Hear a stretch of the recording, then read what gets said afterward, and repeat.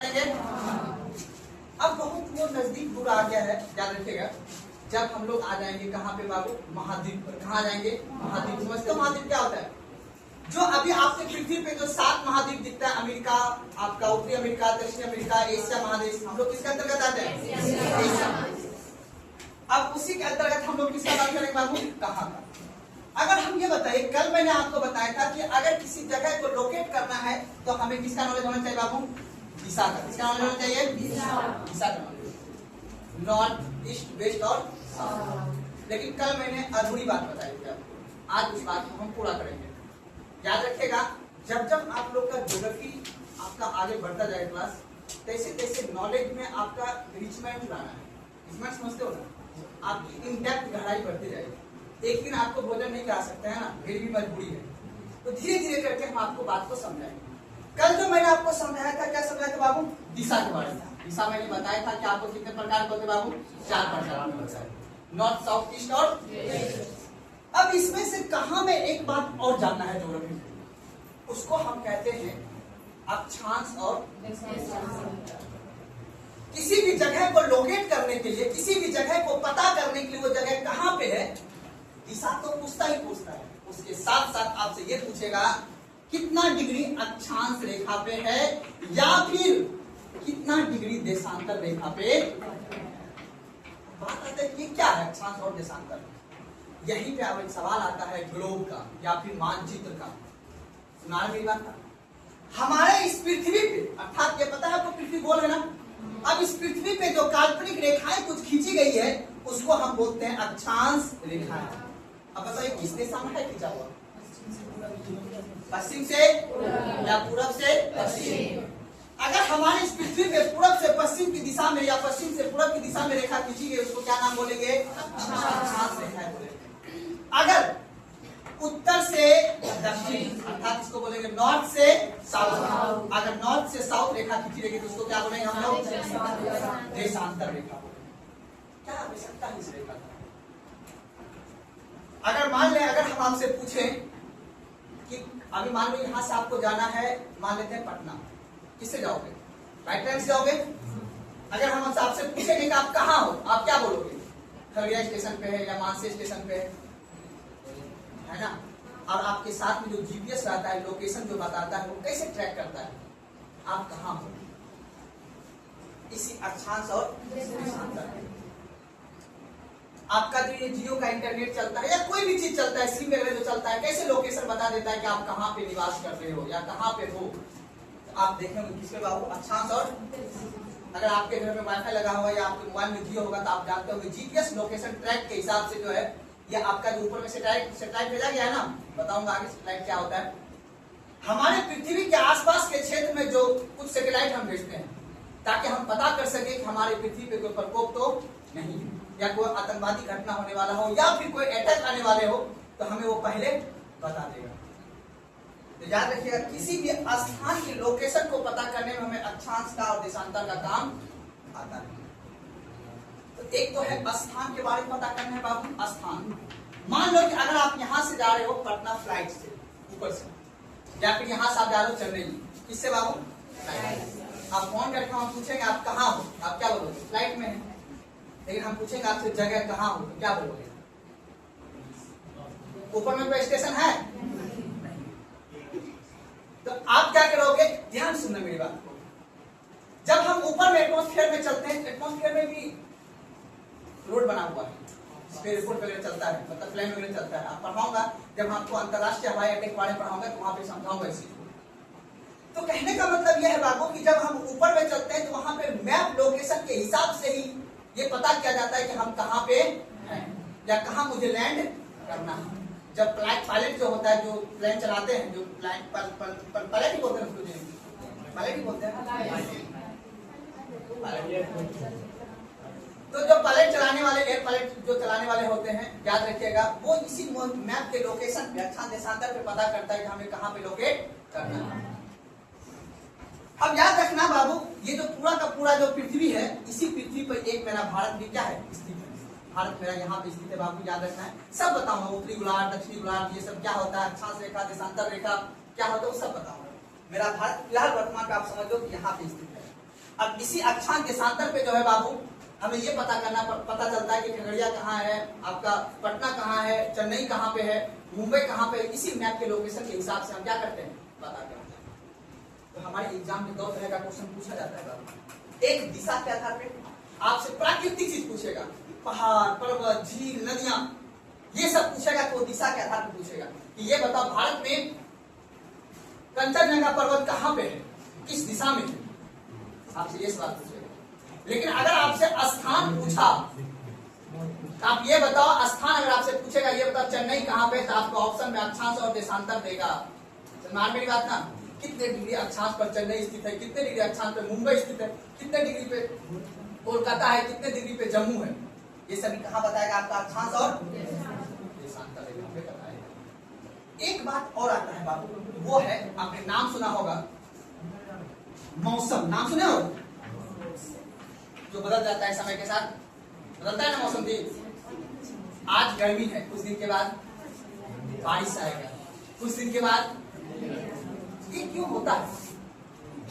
हमारे पृथ्वी के परिक्रमा के कारण, हमारे सूर्य के चारों ओर जब पृथ्वी परिक्रमा करती है तो हमारे पृथ्वी पे क्या चीज का बदलाव आता है? इस मौसम का पता करना, आप सुनते हो ना, आपके मैसेज मोबाइल में आता है ना कि 4 घंटे के बाद बारिश पड़ने वाली है, या फिर 4 दिन के बाद मौसम खराब होने वाला है। इस मौसम के बारे में पता करने के लिए हम किसका उपयोग करते हैं? अक्षांश और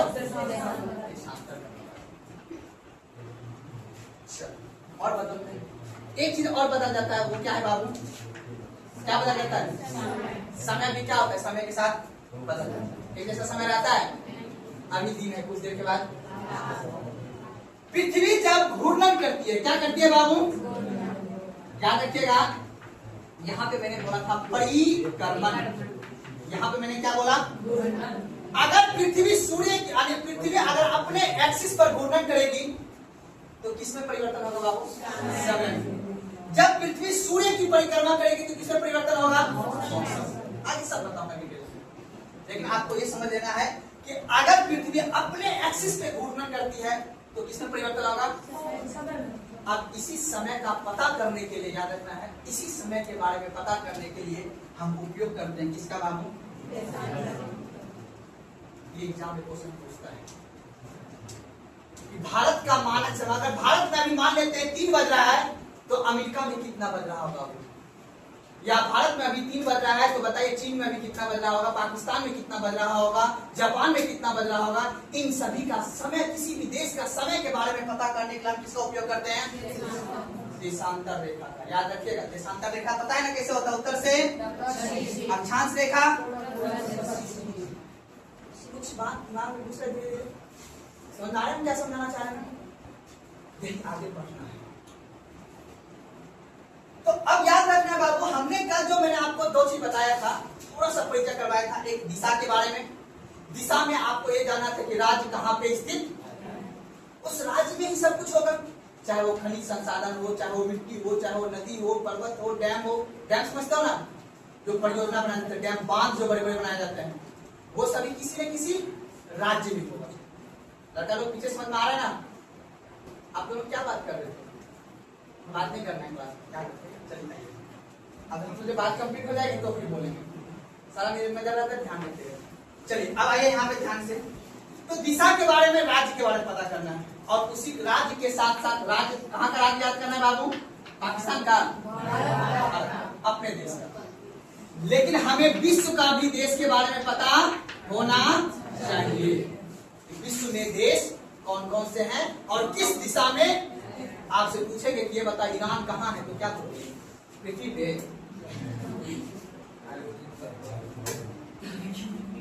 होता है ना कि बहुत से आदमी बोलता है कि आप कहाँ हैं, बोलता है हम चौकी पे बैठे हैं। नहीं बोलता हम घर में हैं, होता है ना, बोलते गाँव में बोलता है नहीं बात। लेकिन याद रखिएगा, अपन लोग को कंपटीशन के, ध्यान समझिएगा, कंपटीशन की दृष्टि से हमें पढ़ना है और उस पर ध्यान रखना है। विश्व में देश, जैसे आपने पूछा आपसे ईरान, इजराइल, अमेरिका, ये सब न्यूज में है ना अभी।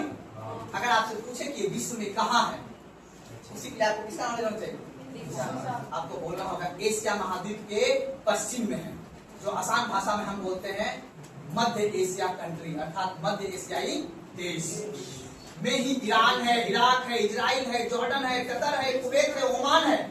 ये सभी कहां पड़ता है? एशिया महादेश में। एशिया महादेश के पश्चिम में, और आसान भाषा में बोलते हैं मिडिल ईस्ट देश, सॉरी पश्चिमी एशियाई देश। ये कैसे पता चला हमें? अगर आपसे पूछेगा अक्षांश में बताओ, अक्षांश में बताओ कि वो कहां पे है, तो अक्षांश में निकालेंगे हम लोग, आगे समझेंगे, सब बात समझेंगे। अगर आपसे पूछेंगे कि ये बताओ अगर भारत में अभी 3 बज रहा है तो इराक में भी कितना बजेगा, या अमेरिका में कितना बज रहा होगा, ये निकालेंगे हम समय तभी ना। इसी चीज का हमें जानकारी देना है। अब आगे चल के मैं आपको एक मूवी की तरह आपको बता देता हूं कि आगे क्या पढ़ना है, लेकिन पीछे से स्टार्ट करते हुए।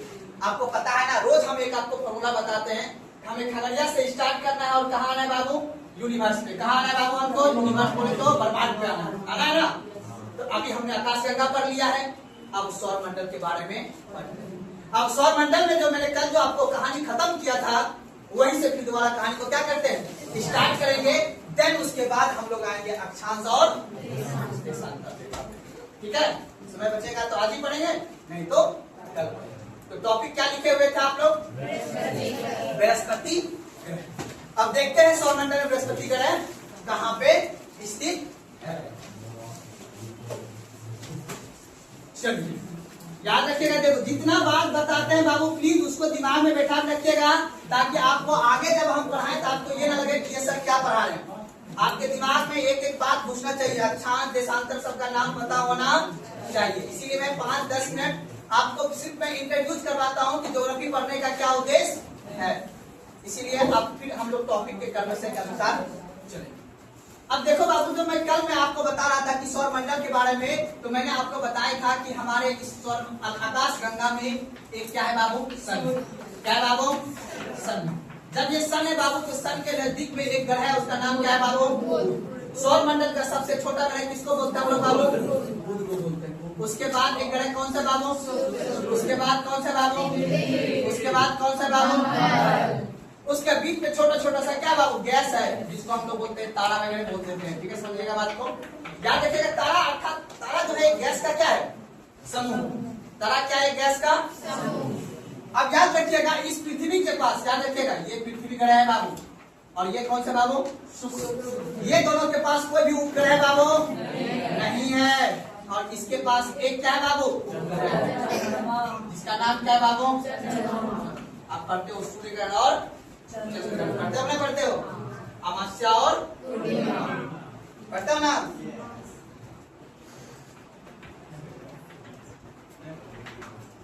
अब याद रखिएगा, पृथ्वी का चारों ओर परिक्रमा कौन करता है बाबू? चंद्रमा क्या है? सूर्य का उपग्रह। अब याद रखिएगा, ये कौन सा ग्रह है बाबू? मंगल। मंगल के कितने ग्रह है बाबू? 2। फोबोस और डीमोस। अब हम लोग जो है सबसे सौर मंडल का सबसे बड़ा ग्रह पड़ेगा, उसका नाम क्या बाबू? बृहस्पति। आपसे पूछेगा, समझ में आ रहा बात को ना, कि बृहस्पति यानी सौर मंडल का सबसे बड़ा ग्रह। उसके बाद कौन है बाबू? शनि। उसके बाद क्षेत्रफल की दृष्टि से ये कितने नंबर पे है? ये कौन सा है?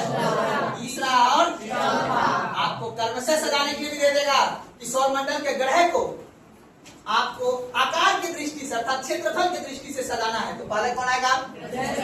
दूसरा, तीसरा, अगर बोलेगा सूर्य के करण की दृष्टि से तो इस तरह से बुध, शुक्र, पृथ्वी, मंगल, बृहस्पति, शनि, अरुण और तो दिक्कत है ना। तो बाबू लिख लेते हैं पहले उसके, और मोटा मोटी बात समझ रहे? सूर्य से जो ज्यादा नजदीक दूर जाता जाएगा वैसे पृथ्वी क्या हो जाएगा? ठंडा या गर्म? ठंडा होते जाएगा। तुम्हारी बात को ना, जो सूर्य से जितना नजदीक रहेगा वो उतना क्या रहेगा? लिख लेते कुछ पॉइंट, उसके बाद आगे लिखे टॉपिक बृहस्पति ग्रह।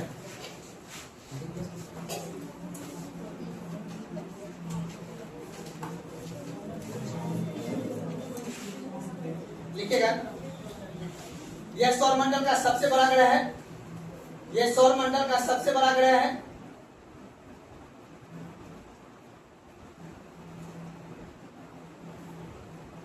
यह सौर मंडल का सबसे बड़ा ग्रह है।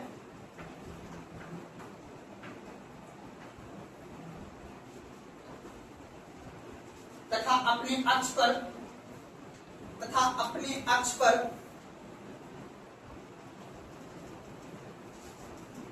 9 घंटा 9 मिनट में तथा अपने अक्ष पर 9 घंटा 9 मिनट में अपना एक चक्कर पूरा करता है।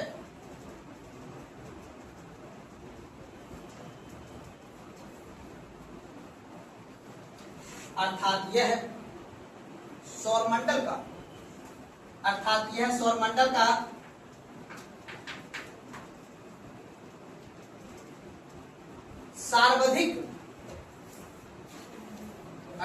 सौरमंडल का सर्वाधिक तेज गति से घूर्णन करने वाला ग्रह है। सर्वाधिक तेज गति से घूर्णन करने वाला ग्रह है 9 घंटा। ऑप्शन में कभी कभी 9 घंटा भी देते हैं। अब याद रखो, ध्यान से यहाँ समझना। सबसे बड़ा ग्रह बृहस्पति और सबसे तेज गति से घूर्णन करने वाला ग्रह भी कितने घंटे में? 9 घंटा। अब पृथ्वी कितने घंटे में करता है घूर्णन? 24 घंटा। हमारे पृथ्वी एक चक्कर घूर्णन करने में, अब बाबू याद रखना, इसका जो परिक्रमण काल है ना बाबू, परिक्रमण काल वो है 11 वर्ष। कितना है बाबू? 11। अब भारत का कितना, पृथ्वी का कितना है? 365। अब मंगल का कितना है? 687। अब देखो मैं क्या कहना चाह रहा हूँ, जैसे जैसे आप सूर्य के दूरी के क्रम जाते चलोगे वैसे वैसे इसका परिक्रमण काल बढ़ता जाएगा। मेरी बात को ध्यान से समझना। तो अब याद रखना, यहाँ पे मंगल ग्रह तक आपको दिन में मिलेगा, लेकिन बृहस्पति ग्रह जैसे जाओगे जिसका परिक्रमण काल 11 वर्ष है, क्योंकि ये यहाँ से घूमेगा ऐसे करके, तो सूर्य को ज्यादा टाइम लगेगा परिक्रमा करने में। आप फिर इसको भी ज्यादा लगेगा, तो सबसे ज्यादा किसको लगेगा बाबू? वरुण को, जिसको कहते हैं 184 वर्ष। कितना लगेगा? 184 वर्ष।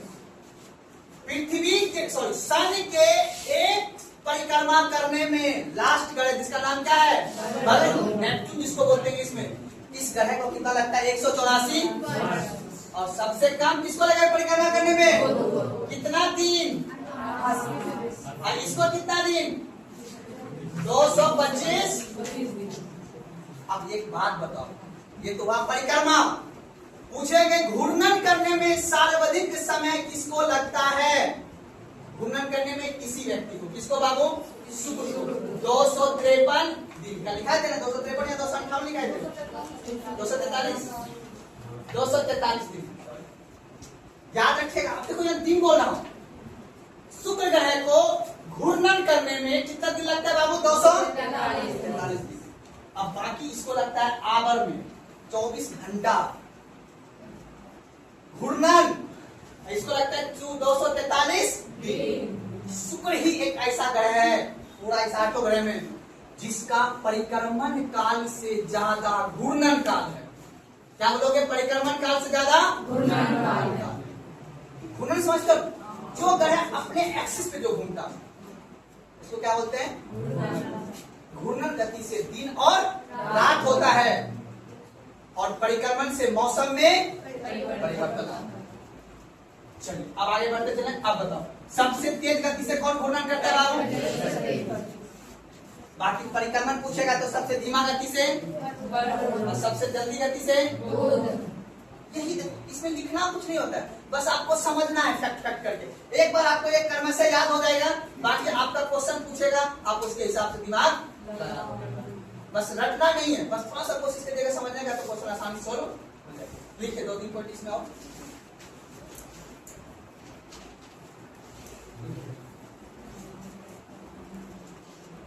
देखिएगा। इसके वायुमंडल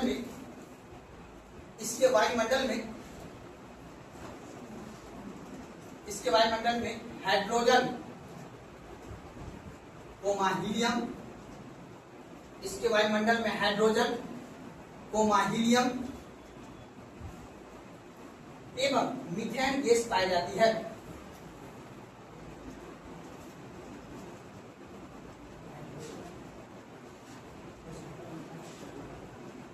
एवं मीथेन गैस पाए।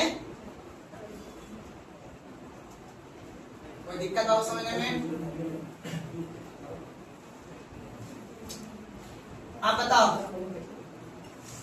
किसके शुक्र और मंगल के वायुमंडल में, इसके पास वायुमंडल है नहीं, इसके पास वायुमंडल है, बताया था कल। इसके पास वायुमंडल नहीं है, इसके पास वायुमंडल वायुमंडल समझते हो ना, जैसे अपन के ऊपर देख रहे हैं क्या है वायुमंडल। बाबू बुध के पास कोई भी वायुमंडल अपना नहीं है। शुक्र के पास जो वायुमंडल है बाबू, इसमें 96% क्या पाया जाता है, इसीलिए तो सबसे ज्यादा गर्म ग्रह कौन सा है? उसी तरह मंगल ग्रह भी याद रखना है, मंगल ग्रह पे भी CO2 गैस पाया। अब हम कहाँ आ गए हैं? अब जैसे जैसे इधर बढ़ेंगे ना, वैसे वैसे इसके वायुमंडल में हल्का गैस पाया जाएगा। कौन सा गैस? हल्का गैस। बात करो, वो हल्का गैस कौन कौन सा होता है? Hydrogen, helium, methane. ये तीनों गैस कौन सा बाबू? हल्की गैस। अब जैसे जैसे इधर बढ़ोगे, वैसे वैसे इसके वायुमंडल में क्वेश्चन में पूछता है, याद रखना है, निम्नलिखित में से किस ग्रह के वायुमंडल में कौन सी गैस पाई? तो आप बाह्य ग्रह जितना भी दिख रहा है आपको, यहां से लेकर यहां तक कौन सा ग्रह है? अब बताओ, इसको हम देख सकते हैं नंगी आंखों से? इसको हम देख सकते हैं, इसको नहीं देख सकते क्योंकि ये ऑलमोस्ट ये गैस है, अभी पूरा जिकरा हुआ नहीं है। जैसे ये पूरा पूरा ठंडा ठंडा थोड़ा थोड़ा हो रहा है, लेकिन ये ग्रह जो है अभी गैस के फॉर्म में ही है। इसलिए इन सभी गैस को, बाह्य गैस को हम गैसीय गैस भी, गैसीय ग्रह भी कहते हैं। इसीलिए इसके सबके वायुमंडल में हल्का गैस पाया जाता है, जिसमें हाइड्रोजन, हीलियम, मीथेन, ये सभी इसके वायुमंडल में पाया जाता है। और इधर के में तो आप देख ही रहे हो, मात्र 3 के पास क्या है? वायुमंडल है, एक के पास वायुमंडल नहीं है। इसके वायुमंडल में CO2, इसके वायुमंडल में CO2, इसके वायुमंडल में नाइट्रोजन। हम अपने जो पृथ्वी जिस पे रहते हैं, इसके वायुमंडल में कौन सा गैस पाया जाती है? साथ में नाइट्रोजन गैस पाया जाती है। दिमाग में आ रही बात? चलिए अब लिखिए उपग्रह के बारे में, लिखिएगा। नहीं इसी में लिखिएगा, लिखिएगा। इसके उपग्रह की संख्या, इसके उपग्रह की संख्या 95 है, याद रखिएगा, बदलते रहता है। इसके उपग्रह की संख्या 95 है।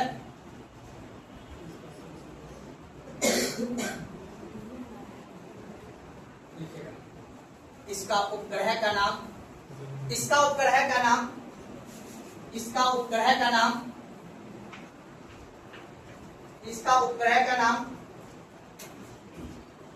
गैनीमीड है। इसका उपग्रह का नाम गैनीमीड, गैनीमीड है, याद रखिएगा नाम, अंडरलाइन कीजिए गैनीमीड को।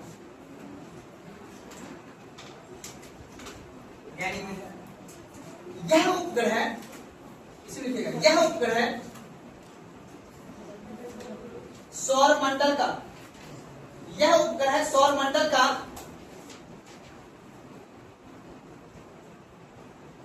सबसे बड़ा उपग्रह है। पूरा सौर मंडल का याद रखना है, ये पूरा सौर मंडल का सबसे बड़ा उपग्रह गैनीमीड है। एग्जाम में ये बहुत बार पूछा गया है, आगे भी पूछने की संभावना है। याद रखना है, आपके बड़े भैया लोग यही क्वेश्चन सोल्व कर करके अभी सरकारी मोहर लगा हुआ। चलिए अब याद रखिएगा, एक आपने नाम सुना होगा बाबू, डिमोस का नाम सुना हो ना, फोबोस और डिमोस, किसका उपग्रह है? अगर आपसे पूछे कि सौर मंडल जो पूरा है बाबू, सबसे ज्यादा उपग्रह है इस भाई के पास, भाई का नाम क्या बाबू? 143 उपग्रह है इसके पास। छोटा छोटा इसके पास, छोटा छोटा उपग्रह घूम रहा है इसके पास। तो जो ज्योग्राफर जो पता किया ना, तो पता चला कि सार्वजनिक उपग्रह किसके पास है बाबू? सभी के पास। याद, नंबर याद नहीं रखना है, बस दिमाग में बस बैठा लेना है। अब सौर मंडल का सबसे बड़ा ग्रह उपग्रह, अब बताओ सबसे बड़ा ग्रह कौन सा होगा? अगर पूछेगा सौर मंडल का सबसे छोटा उपग्रह डिमोस, याद रहेगा डिमोस किसका है? लिखिएगा तथा तथा तथा डिमोस तथा डिमोस तथा डिमोस सौर मंडल का डिमोस सौर मंडल का सबसे छोटा उपग्रह है।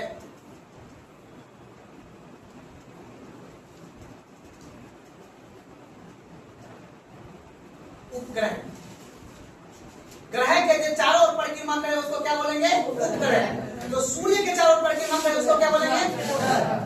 अब एक चीज यहाँ पे थोड़ा सा आप याद रख लीजिएगा मन में ही, डिमोस किसका उपग्रह है?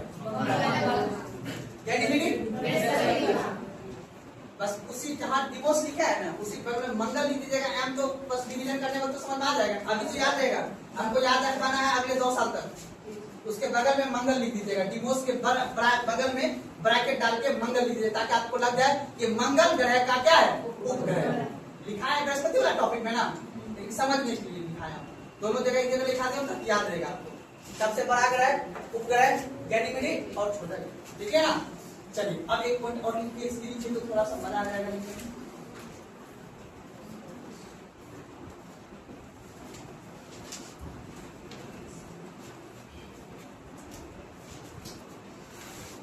लिखिएगा इस ग्रह को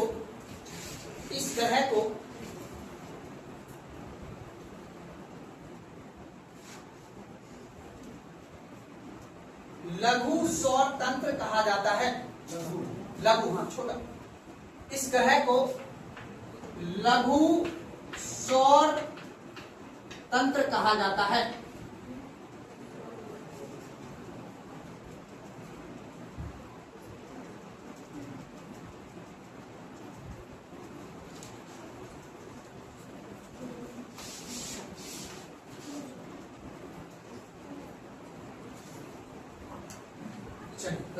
अच्छी बात बताओ, ज्वालामुखी का नाम सुना हो ना? ज्वाला आपका ज्वाला है ना, ज्वालामुखी बाबू याद रखना, एक पुस्तक है, इस सब पे भी ज्वालामुखी है। इस पर एक ज्वालामुखी पाया जाता है बृहस्पति ग्रह को, उसका नाम है लो ज्वालामुखी। लो उसका ही नाम। किस ग्रह पे पाया जाता है? लो ज्वालामुखी पाया जाता है बृहस्पति ग्रह। ये पूरा एकदम जलता हुआ आपका गोला है। कहा जाता है कि ये जब ठंडा होगा कई वर्षों के बाद, कई मतलब करोड़ों वर्ष के बाद, करोड़ों वर्ष आएगा ना, जब तक हम लोग चले जाएंगे, तब तक हम लोग कितने दिन बाद चले जाएंगे? आप लोग लगभग 45-50 साल के बाद, 20 हो रहा है ना जी। मैक्सिमम अभी आयु लेवल कितना है? 70 साल। कितना है बाबू? 70 से 75 अभी उम्र में, उसमें से आप लोग 20 जी लिए है ना, हुआ है ना। आरो 10 बार बर्थडे बनाना है, सरकार बात को याद रखिएगा। तो इस तरह से सोचना है, ध्यान से लिखेगा, पॉइंट लिखेगा, बात नहीं लिखेगा। इस ग्रह पर बात, इस ग्रह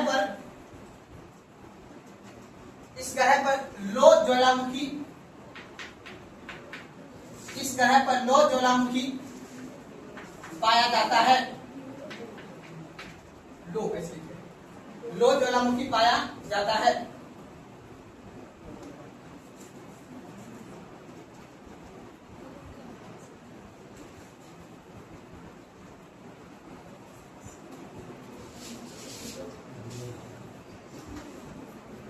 कोई दिक्कत?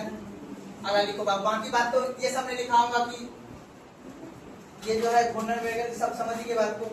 अगला पॉइंट लिखे शनि ग्रह, अगला लिखे शनि ग्रह। शनि अब तो सौर मंडल का कितना, कौन सा नंबर का ग्रह है क्षेत्रफल में? दूसरा है, लिखने को जरूरी है?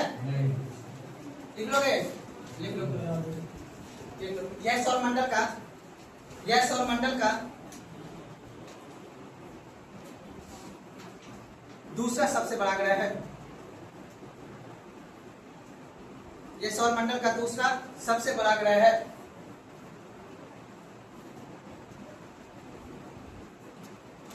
अब बताओ, ध्यान सोच बताना, इसके वायुमंडल में कौन सा गैस पाया जाएगा? कौन सा गैस इसके वायुमंडल में पाया जाएगा? हाइड्रोजन, हीलियम और हल्की गैस। बस एग्जाम में, मैं एग्जाम तक याद, बस बार बार मैं एक बात किससे डिबेट कर रहा हूँ, देखो लिखना इंपॉर्टेंट, लिखा वो सब बात किताब में रहता है, बस आपको समझना है यहाँ के बाद अर्थात बाह्य ग्रह में सबके वायुमंडल में हल्की गैस है, यहाँ के बाद सब में भारी गैस है। बस इतना दिमाग में बैठा लेना, तो लिखिएगा इसके वायुमंडल में, इसके वायुमंडल में शॉर्ट में लिखिएगा, ठीक है ना, इसके वायुमंडल में हाइड्रोजन H दे दीजिएगा, हाइड्रोजन, इसके वायुमंडल में हाइड्रोजन, हीलियम, मीथेन गैस पाया जाता है। हाइड्रोजन, हीलियम, मीथेन गैस पाया जाता है।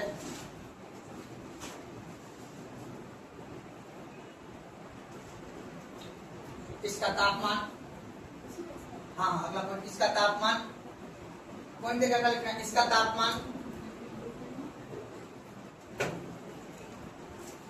इसका तापमान 140 डिग्री सेल्सियस है।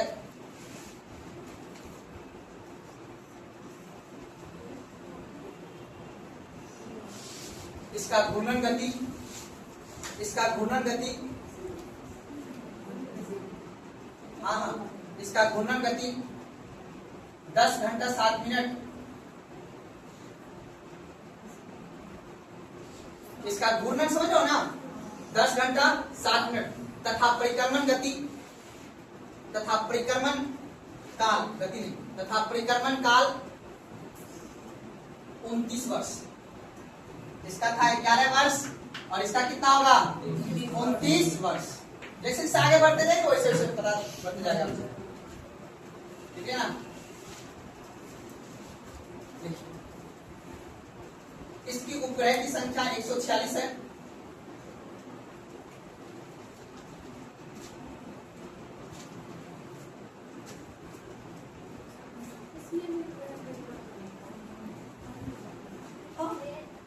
इसके उपग्रह की संख्या 146 है तथा टाइटन, नाम जानते हो ना आप लोग, टाइटन द्वारका भर्सरी टोवर नो, टाइटन सबसे बड़ा उपग्रह है।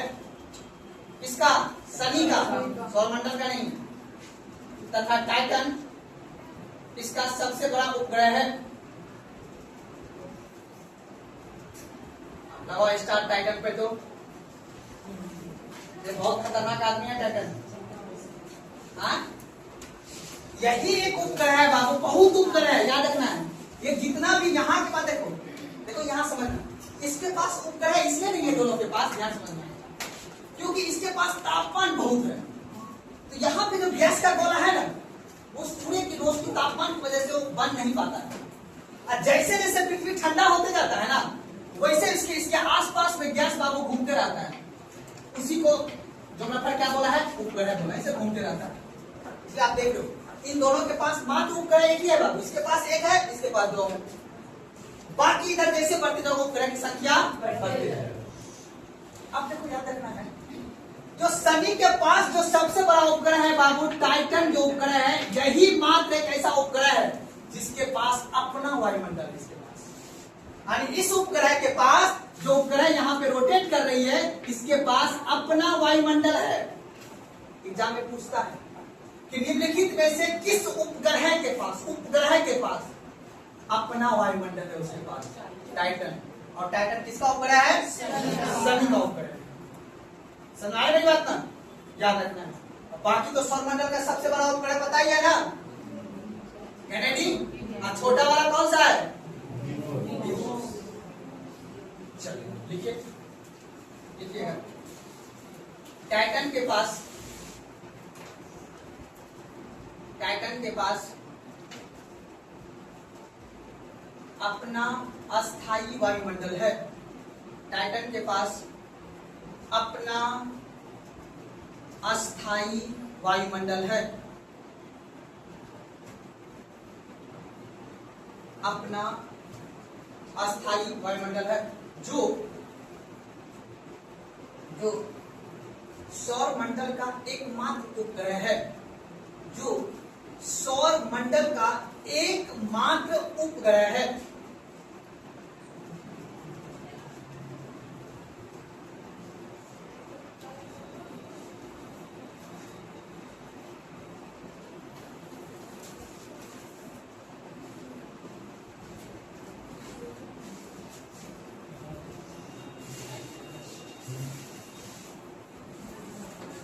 अगर लिखो अरुण,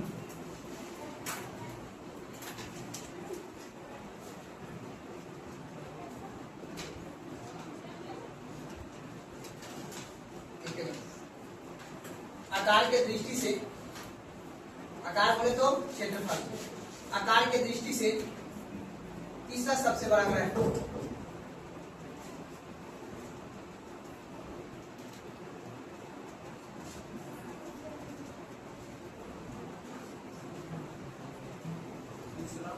सबसे बड़ा ग्रह, इसका परिक्रमण काल 84 वर्ष 84।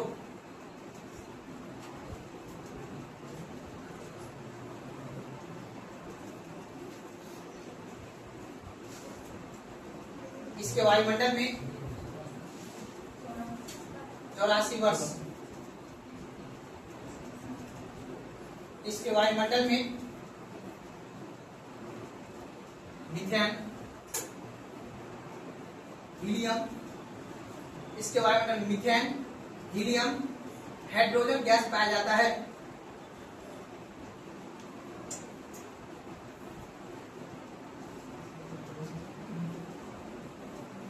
अब जो मैथ बात याद रखना है, अब वो सुनो, ये सब तो नहीं पूछेगा। अगर अरुण से सवाल पूछा तो ये पूछेगा, जवाब लिखा रहा हूं। मैंने याद है स्टार्टिंग बताया था कि शुक्र और अरुण ही दो ऐसा ग्रह है जो पश्चिम से, पूरब से पश्चिम, पूरब से पश्चिम, पहले ई आएगा तब डब्ल्यू आएगा। अगर तो पृथ्वी किस दिशा में घूमती है? पश्चिम से पूरब। सूर्य किधर उगता है, पूरब में कि पश्चिम में? पूरब उगता है ना। इसलिए याद रखना, हमारी पृथ्वी जो परिक्रमा करती है वो किस दिशा में करती है? पश्चिम से पूर्व। बाकी शुक्र और अरुण यही दो ऐसा ग्रह है जो पूरब से पश्चिम दिशा में घूमता है। यही एग्जाम में पूछता है सवाल, लिखेगा। यह ग्रह शुक्र के तरह ही, यह ग्रह शुक्र के तरह ही अपनी अक्ष पर, यह ग्रह शुक्र के तरह ही अपनी अक्ष पर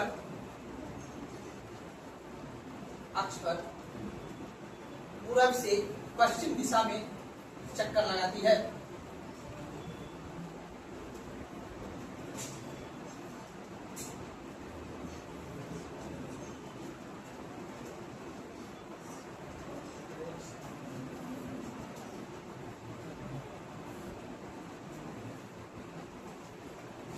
कोई दिक्कत? अलग के बलून, अलग के बलून,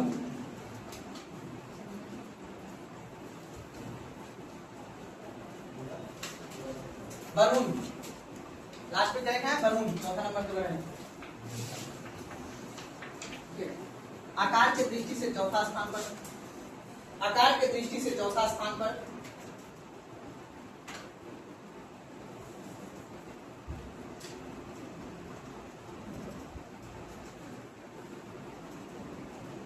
एक परिक्रमा 164 वर्ष, 84 भी कहीं गए हैं लेकिन 164 डिग्री आंसर यही सही है। एक परिक्रमा 164 वर्ष।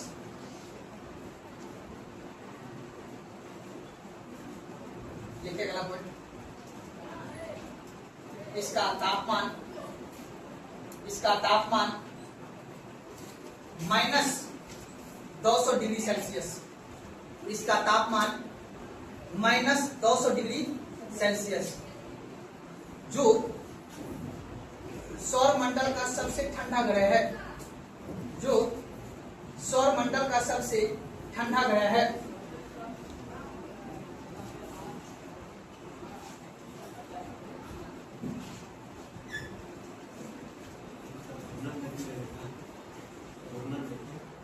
घूर्णन गति देखिए, इधर जैसे से बढ़ते जाए उधर कम है। घूर्णन गति इसका लिख लीजिए तब करके 16 घंटे है, ठीक है, पूछेगा नहीं एग्जाम में। इसका घूर्णन गति 16 घंटा है।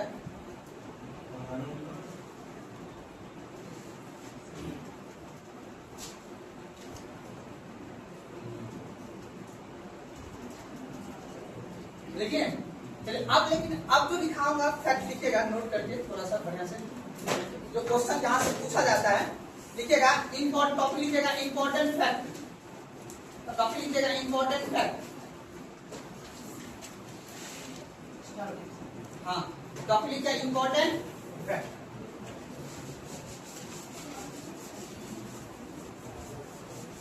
इम्पोर्टेंट फैक्ट अब जो याद करना है, ये जो पेज को बढ़िया से थोड़ा सा पॉइंट लिखिएगा। उसमें सबसे पहला पॉइंट इम्पोर्टेंट फैक्ट में पहला टॉपिक, सूर्य से दूरी के क्रम में ग्रह, सूर्य से दूरी के क्रम में ग्रह। तो पहला लिख लीजिएगा बुध, शुक्र, पृथ्वी, मंगल, बृहस्पति, शनि, अरुण,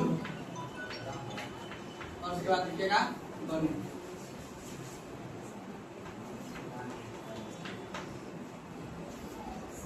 नेक्स्ट दूसरा पॉइंट लिखिएगा क्षेत्रफल एवं आकार के दृष्टि से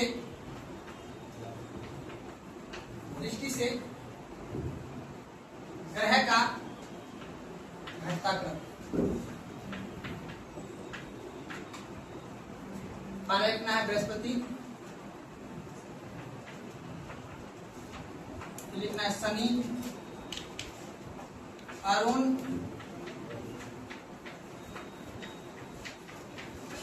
वरुण, उसके बाद कौन सा होगा जी? पृथ्वी, शुक्र, मंगल और बुध। एग्जाम में पूछता है, याद रखिएगा।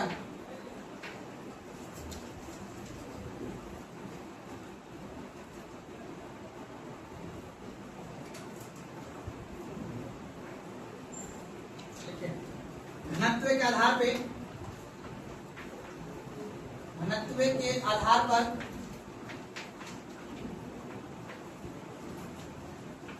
ग्रह का घटता क्रम,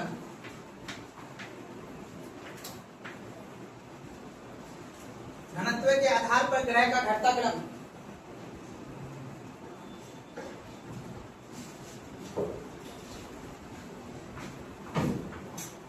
शनि, अरुण,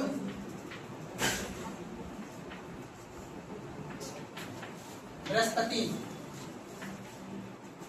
शनि, अरुण, बृहस्पति, वरुण, मंगल,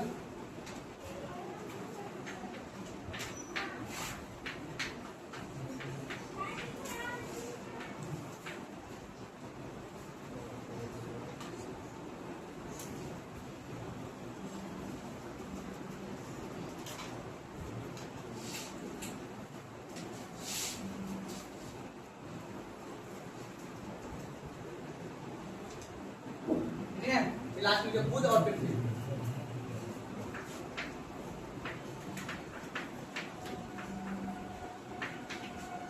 सबसे कम घनत्व किस ग्रह का है? पृथ्वी का। और सबसे ज्यादा किसका है? सारा पे ज्यादा कम लगा देना है। आकार की दृष्टि सबसे बड़ा, सबसे छोटा, उसी तरह घनत्व की दृष्टि सबसे ज्यादा घनत्व किसका है और सबसे कम घनत्व? चलिए अगला पॉइंट लिखिएगा।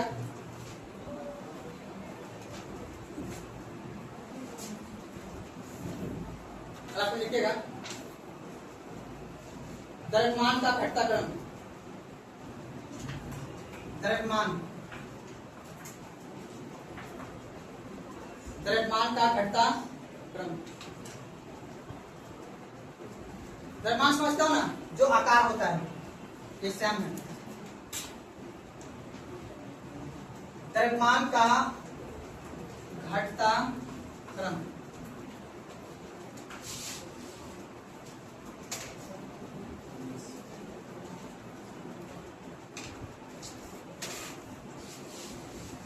देखिए लिखिए आंतरिक ग्रह,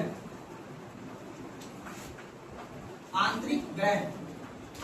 आंतरिक ग्रह कौन बना है बाबू? बुध।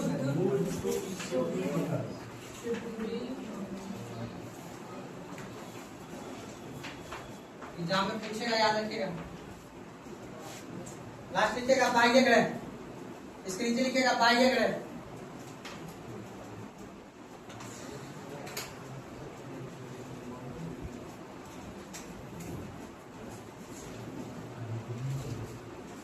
बाह्य ग्रह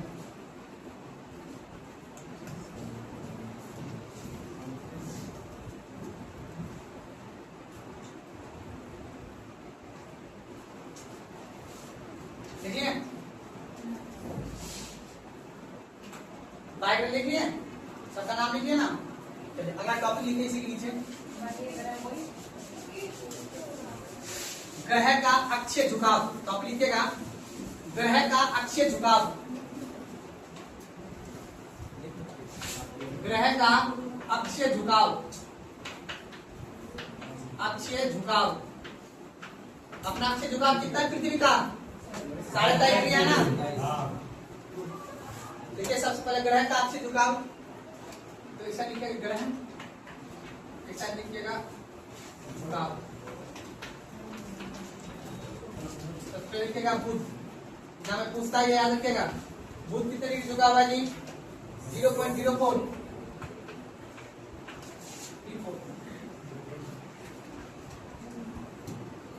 उसका पृथ्वी का याद रख लीजिएगा 23.5 डिग्री, पता ही है ना जी। मंगल का याद रखिएगा 25 डिग्री। मंगल कितना जी? 25 डिग्री 12 इंच। उसका याद रखिएगा अरुण का, ये एग्जाम में पूछेगा 97 डिग्री 8 मिनट। इसे लेटा हुआ ग्रह कहते हैं। देखिए कितना झुका हुआ ये लेटा हुआ ग्रह, लेटा हुआ ग्रह।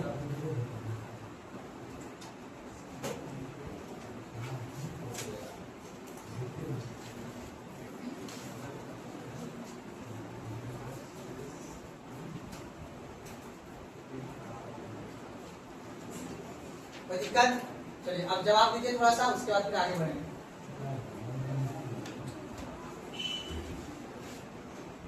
चलिए अगर आपसे पूछेगा सूर्य से निकट का ग्रह कौन सा है जी? आपसे पूछेगा कि पृथ्वी के निकट का ग्रह कौन सा है जी? शुक्र और मंगल। उसे सार्वत्रिक तापमान वाला ग्रह कौन सा है जी? सार्वत्रिक तीव्र गति से परिक्रमा कौन करता है जी? चलो सार्वत्रिक तीव्र गति से परिक्रमा कौन करता है? बुध। कौन करता है परिक्रमा? पूछ रहा हूँ। 28 दिन में करता है परिक्रमा, और घूर्णन करता है सबसे तीव्र गति में कौन सा? भोर का तारा किसे कहा जाता है जी? शुक्र। पृथ्वी का जुड़वा ग्रह कौन सा है जी? अब बताओ न्यूनतम गति से कौन सा ग्रह घूर्णन करती है? शुक्र। न्यूनतम गति से घूर्णन याद है ना कितने दिन में? 243 दिन में लिखे थे आपने। चलिए अब ये बताओ पृथ्वी के लगभग समान दिखने वाला कौन सा ग्रह है? मंगल। कौन सा है? पहले भी बताया था। गैसों का गोला किसे कहा जाता है? शनि को। याद रखिए गैसों का गोला किसे कहा जाता है जी? शनि को। चलिए नीला ग्रह किसे कहा जाता है जी? पृथ्वी। लाल ग्रह किसे कहा जाता है? लेटा हुआ ग्रह अरुण। इतना ही बात को याद रखना, ठीक है। चलिए अगला टॉपिक आप लोग लिखिए चंद्रमा। टॉपिक लिखिए अगला चंद्रमा। टॉपिक लिखा चंद्रमा। क्या हुआ? टॉपिक लिखा चंद्रमा।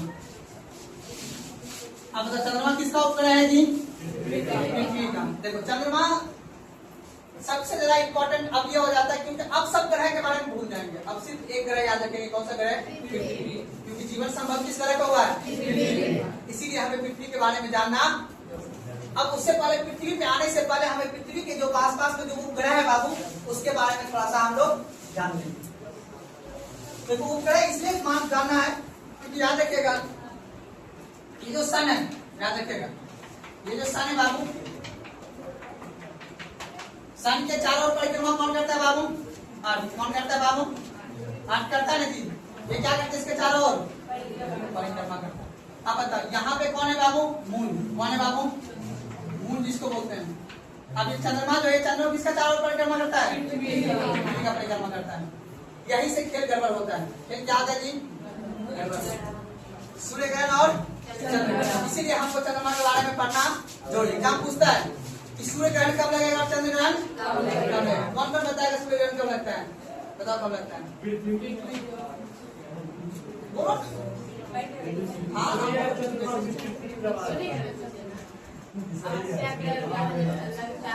कब लगेगा वो? चलो आप बताओ पीछे कॉन्फिडेंस पे कब लगेगा सूर्य ग्रहण? कब लगेगा जी? अमावस्या के दिन कब आएगा वो?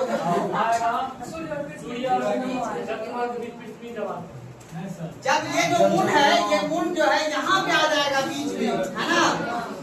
और ये जो सन की रोशनी हम पढ़ने में पृथ्वी में क्या होगा? कठिनाई होगा ना? इस क्षेत्र में क्या लग जाएगा? क्या लग जाएगा? सूर्य ग्रहण या चंद्र ग्रहण? ये लड़की बताएगी और कोई ना बताएगा। बताओ लड़की, ऐसे कैसे नहीं आता? गुरु जी आ रहा है? लड़का लोग पीछे। ये जो देखो, अब यहाँ समझना, अब फिर जो है ध्यान समझना है। अब याद रखना है, जब यहाँ से जब ये परिक्रमा फिर करते करते करते करते यहाँ पे पहुंच जाएगा, चंद्रमा पहुंच जाएगा जी, तो अब जो है ये सूर्य की रोशनी, ये याद रखना है, ये यहाँ पे इतना नहीं पड़ेगा। अब बताओ यहाँ पे क्या, जब याद रखना है, अब मैं कंफ्यूज करके बताऊंगा। जब अर्थ के बीच कौन आ जाए तब लगेगा ग्रहण। अभी कौन ग्रहण लगेगा बताएंगे। उसके बाद जब याद रखना है, जब सन और पृथ्वी के बीच में कौन आ जाए? चंद्रमा आ जाएगा, कौन लगेगा? ग्रहण लगेगा। और उसके बाद जब ये सन और पृथ्वी के बाद में, यानी चंद्रमा कहाँ जाएगा? जब पृथ्वी क्या जाएगा? बीच में, तब क्या लगेगा बाबू? ग्रहण लगेगा। तो एक लगता है पूर्णिमा के दिन और एक पहले लिखो चंद्रमा, उसके बाद ठीक है। टॉपिक थोड़ा सा ठीक है।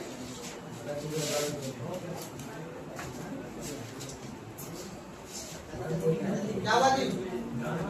ठीक है। यह पृथ्वी का एकमात्र उपग्रह है। हाँ, थोड़ा सा बात जान लेते हैं। यह पृथ्वी का एकमात्र उपग्रह है। यह पृथ्वी का एकमात्र उपग्रह है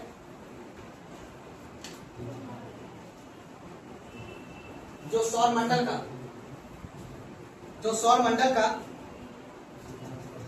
यह पृथ्वी का एकमात्र उपग्रह है जो सौरमंडल का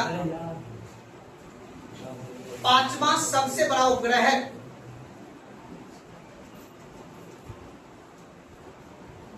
यह पृथ्वी का एकमात्र उपग्रह है जो सौरमंडल का 5वां सबसे बड़ा उपग्रह है। अंडरलाइन कर दीजिएगा 5वां को।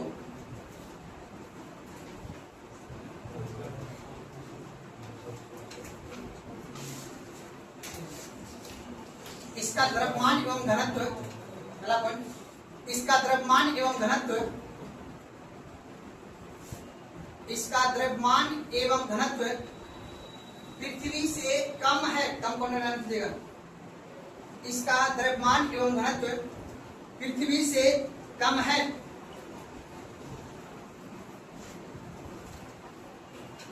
जबकि इसका क्रस्ट पृथ्वी से अधिक ठोस है।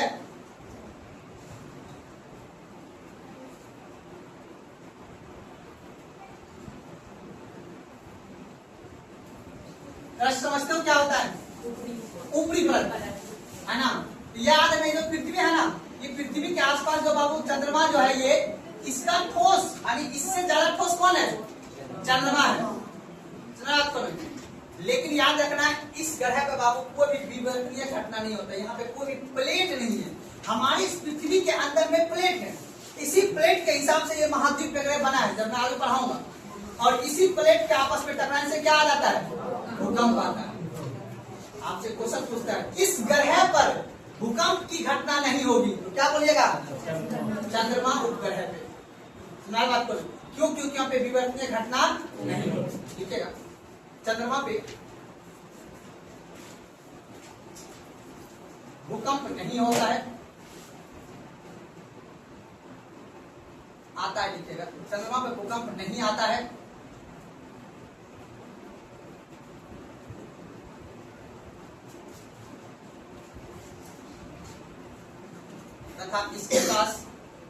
तथा इसके पास भारी गैस नहीं है और ना ही इसके पास वायुमंडल है।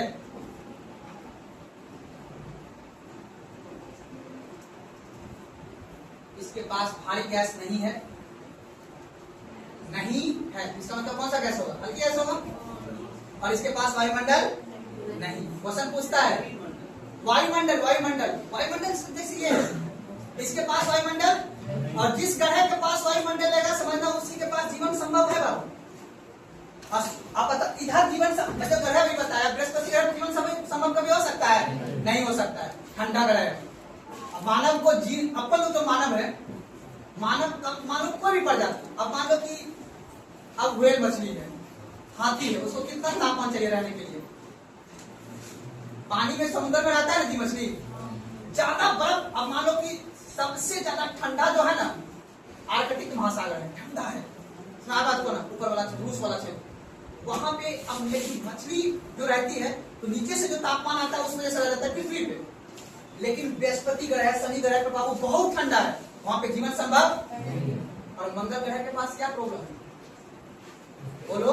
उसके वायुमंडल में CO2 है, क्या है? आप बताओ, CO2 रहेगा तो तापमान अधिक रहेगा ना, तो भी जीवन संभव।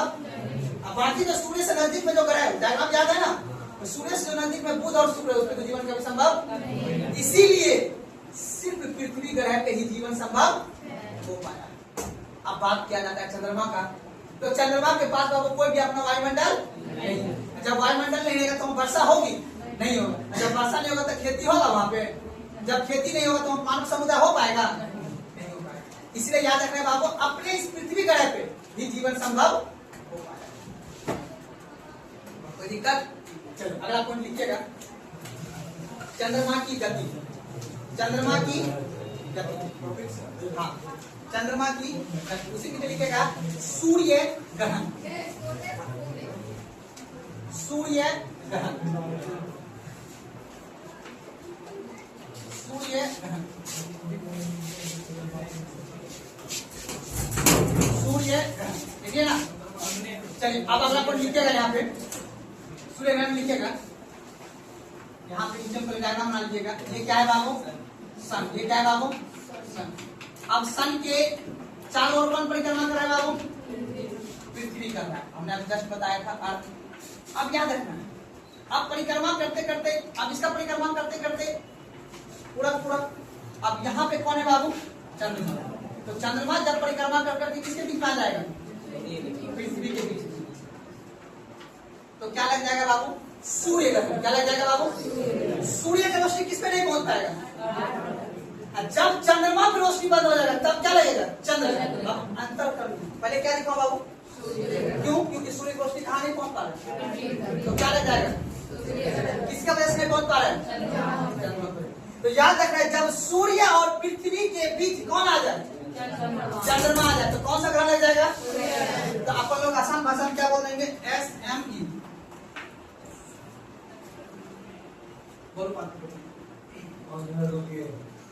चलिए आप देखिए, इसको क्या बोलेंगे? SME बोलेंगे। सुना बात करो। तो अब बताओ, जब याद रखना है सूर्य ग्रहण कब लगेगा बाबू? जब सन और अर्थ के बीच कौन आ जाए बाबू? मून। तो क्या लग जाएगा? सूर्य ग्रहण। अब क्यों लगा सूर्य ग्रहण? क्योंकि सूर्य की रोशनी कहाँ नहीं पहुंच पा रहे? इसलिए कौन सा ग्रह लग गया? सूर्य। अब बताओ, यहाँ ध्यान समझना बात को। अब इसको क्या बोलेंगे बाबू? चंद्र ग्रहण। चंद्र ग्रहण कब लगेगा बाबू? जब ये मून कहाँ पे आ जाए? यहाँ पे। अब बीच में कौन आ गया? अब बताओ, ध्यान समझना, ये चंदा मामा है, चंदा मामा पे रोशनी जब नहीं पहुंचेगा, किसका? सूर्य का रोशनी नहीं पहुंचेगा, थक जाएगा, किसके वजह से? तो कौन सा ग्रह लग जाएगा? कौन आ गया बीच में? अब तो चंद्र ग्रहण कब लगेगा? SEM। यहाँ पे क्या लिखे हैं? सूर्य ग्रहण में SME। बीच में कौन आया? सूर्य ग्रहण कब लगेगा? जब सन के बीच, सन और पृथ्वी के बीच कौन आ जाए, तब क्या लगेगा? अब बताओ, जब आप याद रखना है, जब पृथ्वी यानी सन और मून के बीच कौन आ जाए, तब क्या लगेगा? उतारो, पहले चंद्र लिखो, ये डायग्राम बनाना है, सिर्फ ये डायग्राम बनाना है। इसको उतार लीजिए, ठीक है? ये बात ये बता दिया ना, बस दिमाग में क्यों नहीं याद नहीं रखना है, बस SME और क्या रहेगा? SEM, बस इतना दिमाग में रखना। इससे एग्जाम में क्वेश्चन सोल्व हो जाएगा, हो जाएगा ना? चलिए लिखिए, तो लिखेगा जब चंद्रमा सूर्य ग्रहण में, लिखे सूर्य ग्रहण में, ये डायग्राम के नीचे लिखना है, इस डायग्राम के नीचे लिखना है। जब चंद्रमा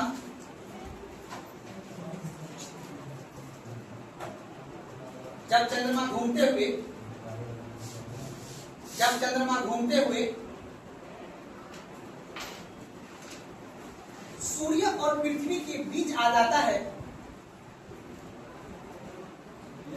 जब चंद्रमा घूमते हुए सूर्य और पृथ्वी के बीच, सूर्य और पृथ्वी के बीच आ जाता है,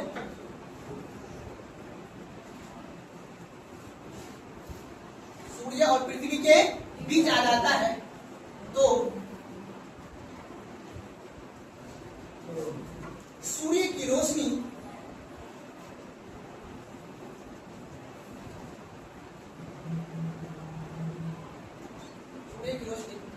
पृथ्वी पर, सूर्य की रोशनी पृथ्वी पर कुछ हिस्से में नहीं पहुंच पाता है, कुछ हिस्से में नहीं पहुंच पाता है, जिस वजह से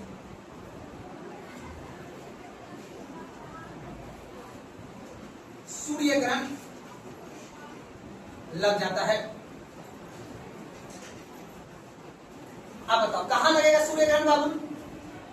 याद रखना, हमेशा लगते रहता है, ये साल में 2 बार लगता है, समझ बात को ना?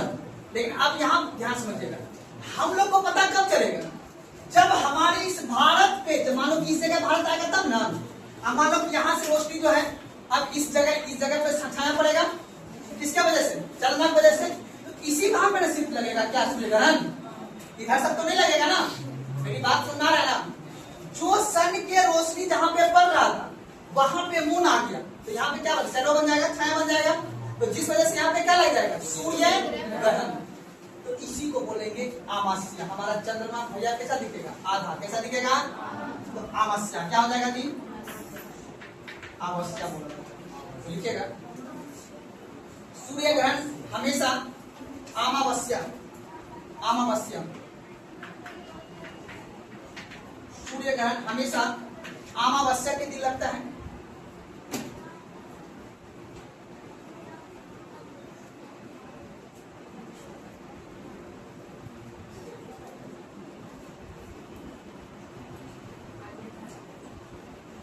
ठीक है, अमावस्या के दिन लगता है। और यह ग्रहण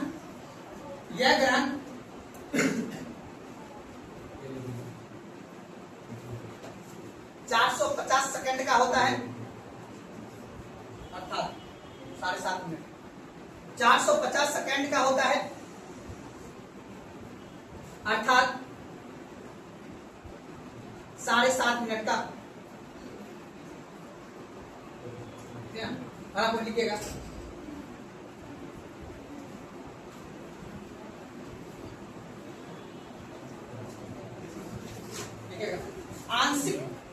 आंशिक सूर्य ग्रहण, आंशिक मतलब आधा, आंशिक सूर्य ग्रहण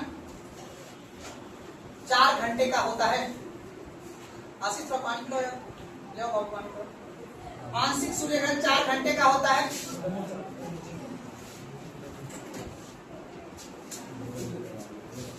जो देखना हानिकारक होता है, आंशिक सूर्य ग्रहण 4 घंटे का होता है, जो देखना हानिकारक होता है। जबकि पूर्ण सूर्य ग्रहण देखना हानिकारक नहीं होता है। एग्जाम पूछता है। बस एक टॉपिक छोटा सा बचा, इसमें छुट्टी हो जाएगा। इसको सीधा डायरेक्ट चल रहा है। जबकि पूर्ण सूर्य ग्रहण देखना हानिकारक नहीं होता है। अगर टॉपिक छोटा सा बचा हुआ है, उसके बाद खत्म हो जाएगा ये चैप्टर। टॉपिक है चंद्र ग्रहण। चंद्र ग्रहण और चंद्र ग्रहण कब लगेगा बाबू? यहाँ कौन है बाबू? सन। कौन है बाबू? उसके बाद बीच में कौन है बाबू? अर्थ। उसके बाद कौन है बाबू? मून। तो क्या लग जाएगा बाबू? ये क्या हुआ? चंद्र ग्रहण। देखिएगा, डायग्राम बना लीजिएगा। ये इसका परिक्रमा कर रहा है इसी सिस्टम के, और ये इसका परिक्रमा कर रहा है।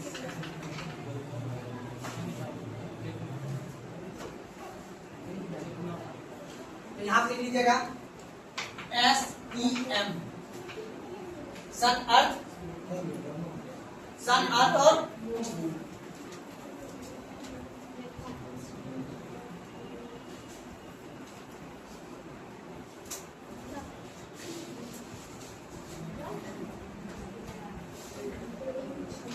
जब पृथ्वी, जब सूर्य, पृथ्वी, जब सूर्य और पृथ्वी के, जब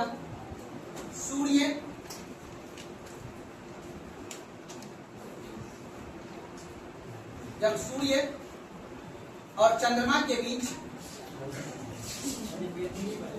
गलती हो गया, जब सूर्य और चंद्रमा के बीच पृथ्वी आ जाती है,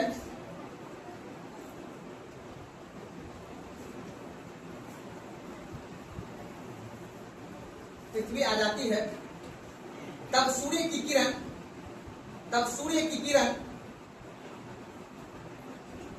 पृथ्वी पर नहीं पहुंच, चंद्रमा पर नहीं पहुंच पाती है। तब सूर्य की किरण चंद्रमा पर नहीं पहुंच पाती है, जिस वजह से चंद्र ग्रहण लगता है, जिस वजह से चंद्र ग्रहण लगता है।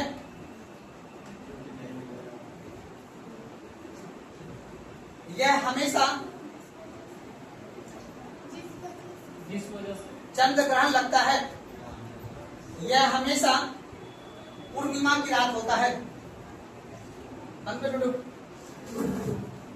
हमेशा कहाँ होती? पूर्णिमा के रात होता है। कल मिलते हैं फिर।